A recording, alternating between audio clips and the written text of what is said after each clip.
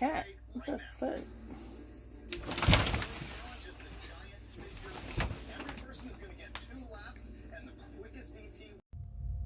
You know what really sucks? It's when you get so angry, you start shaking. And there's no way to get this anger out. And it's like, okay, all right. How do you woo-saw? Woo-saw. You know, a little more communication on dispatchers' parts might benefit. They might be very beneficial. So, I sent a message about 5-something p.m. yesterday. I don't know what time it is. Hold on. Let's see. Well, it doesn't do that. Hang on. 1:57 p.m. today. All right, next day. I sent a message saying, hey, I need to move my PTA, which is your projected time of availability, to 4 in the morning so that I could get some food, I can relax, I can wind down. I have not been sleeping that well because I've been stressed the F out. I'm only getting 4, maybe 5 hours of sleep. I got like 6 or 7 last night. But I sent a PTA for 4 a.m. and they send me a message. I'm like, all right, well, obviously they're not paying attention, whatever. And then I get a phone call I was like, they'll see the message later. I get a phone call at about 2:45 in the morning. And they said, hey, aren't you coming in? Where are you? I said, dude, I set my PTA for 4 in the morning so I could, roll out a little later. I even said, hey, I know it's late, but I have to change the PTA. Nobody responded. Nobody acknowledged it, obviously, because I'm getting a freaking phone call before 3 in the morning. So did I really even get any sleep? No, I got the same amount that I've been getting, okay? It's like you get a 10-hour rest break, and then it takes like 2 hours to wind down, at least another hour to get up. And I asked them today, I said, hey, I got like 5 hours left on my time, right? 5 hours. And hang on a second. I got to change this to off duty. All right, so we're good. So I don't have to edit logs and all that crap. Because, that's falsifying logs if you edit them. Blah, blah, blah, blah, blah. But I sent them a message saying, hey, I'm dropping hooking at this store. Okay, I understand. All right. You're supposed to take note of that. Okay. I didn't expect to get a 10-4 or anything like that, but it would have been nice. So then I get over to my fuel stop, which was 2 hours away from the DC. And I'm like, hey, I have this many hours. I'm this far away. Do you guys want me to run another load, or do you want me to come in at like 1 in the morning? I didn't get anything back. 2 hours later, I get over here to the yard and I walk in. I'm like, hey, it'd be nice. Who's answering messages? They're like, well, I was like, who's Doug? They're like, oh, this is this dude. And it's like, who's answering messages? He's like, he's answering messages. I'm like, okay. I said, it'd be nice to get a little 10-4 every now and then. He was like, we answer thousands. I look at thousands of messages. You know what? I can look at 30,000 messages and I can respond with at least an okay.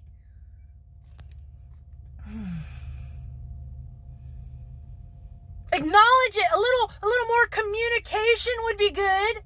It's like, you guys, how the hell is this fleet even running? You can't even communicate. Say, hey, okay, cool. Okay, cool. How is it that you got intermodal up in Monroe, Wisconsin? They're running the whole intermodal fleet in the middle of the night. I can still get a response in 30 minutes. And they raid thousands of messages. I go up to Steubenville, Ohio, the Walmart up there. I go over to the Toma, Wisconsin, Walmart up there. And you know what? I get a reply. I get at least a 10-4. I get at least an okay. Or, hey, they tell me what to do. There's the planner, there's like a supervisor, there's somebody reading messages, and there's somebody taking phone calls in the office right now on a Saturday. And you're telling me you get thousands of messages and you can't reply to like one? Maybe you should learn how to check which messages you need to do. I don't know if this dude is new or he's been doing it for a while. But it's like, you really need to check your messages. Because I'm being told, and oh my gosh, I'm freaking out right now because I have always been told in the 2 years I have been on this fleet, 2 years I've been with this company. It's faster to get a response when you message them. I get here on this fleet and I asked them today, I said, is it faster just to call you guys? But I met a coworker who can't even get through on the phone.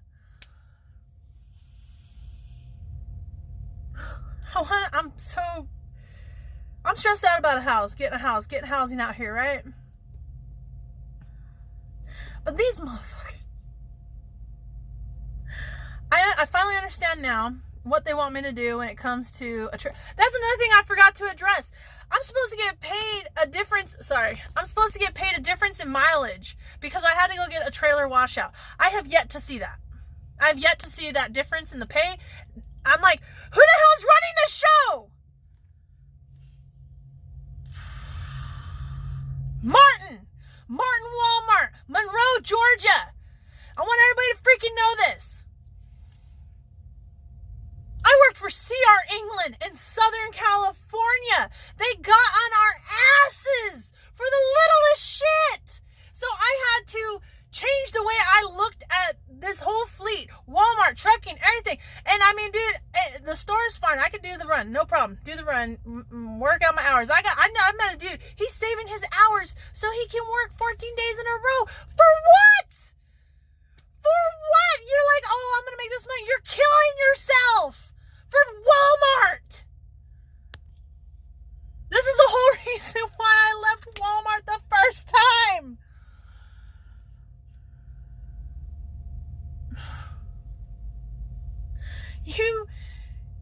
If you do one load a day, I didn't even work this much in California on intermodal. If you do one load a day, maybe 300 miles with 2 or 3 stops, and you do that, and you can only really do that realistically because they got a lot of rural Walmarts. You do one of those a day, and you work 5 days a week, you won't even make $1,000. And I have 2 years of seniority in this company.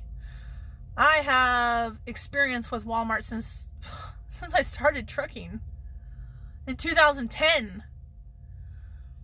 My back and forth with CR England. Oh my gosh, they make me want to quit.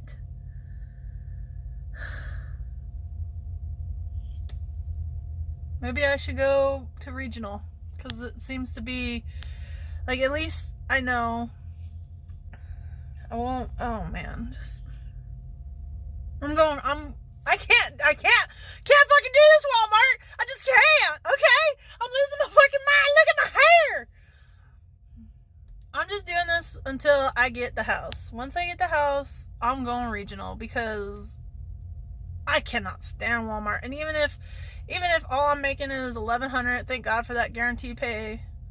If all I'm making is $1,100 for the week, then fuck it. That's what I'm gonna be making here, and I won't be as stressed out, man. I won't be as stressed out.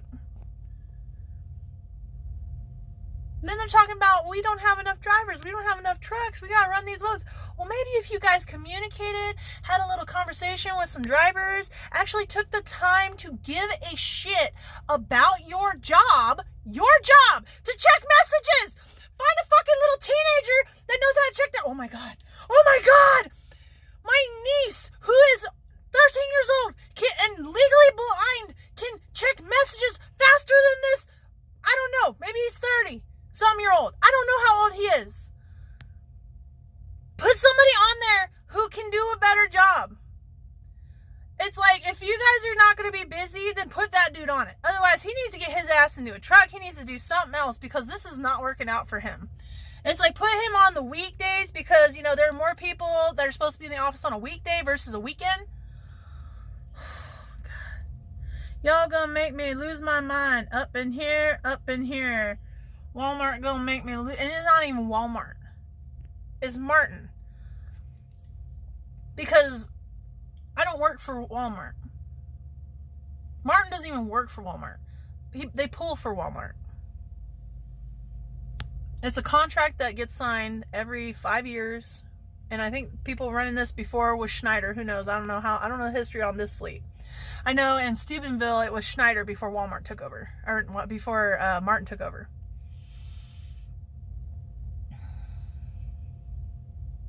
It's just so like, sorry for yelling, but these people,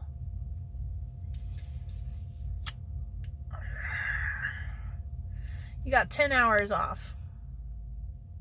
I had to learn a lot. I've worked for Ruan, I've worked for CPC Logistics, I've worked for Martin, I've worked for CR England, and I've worked for Interstate. Yeah, that's a lot of companies. But what I have done, even though I've worked for that many companies, I have learned a lot through that. One is not patience, obviously. One is communication and safety. Two are communication and safety. If you're not communicating, you're not being safe. You have to be aware. Don't be complacent. I totally love the idea that Martin does their safety videos. You get paid like $70 to do it. Cool. I haven't gotten my $70 to do it. I don't know who the hell this driver is walking around like looking like, bro, like nobody cares that you be walking around. You want to get your exercise in? Go walk around the stores. Ain't nobody going, whatever. Oh, dude. This is like being up in McCarran, Nevada, when CR England, when I was on that first fleet. All right, fine, cool. You're walking. I should be doing that, but I'm not. I'm going to go make some dinner because these motherfuckers are going to make me lose my mind up in here. Now I realize a lot of the stress was, well, I think I was jumping my mom's shit and I was failing to communicate in a nice way with my mom and anybody else that was talking to me about the house because I was snapping. It's because I don't want to be on this fleet. I don't want to be on this fleet. I'm only using it as a stepping stone for when I get the house and to keep me close by so that I can get the house. And my fingernail's dirty. Whatever. Alright, but anyway. Thank you for listening to me rant. Y'all have a good day. Stay blessed. And make suggestions. Let me know. Let me know what I should bring up. Because I'm going to write an email. And I think I might have met the operations manager. He looks like kind of like a short little dude. I'm not sure. Nobody introduces themselves. Like, I don't give a crap about COVID. Like, bro, I work under you. Can we establish a working relationship here? Just, my teeth are getting ground down. Anyway. Here, I'm going to play a soothing and relaxing video of my stop at the rest area in South Carolina today. Alright. Y'all have a good one. Peace, cheese, and lemon squeeze.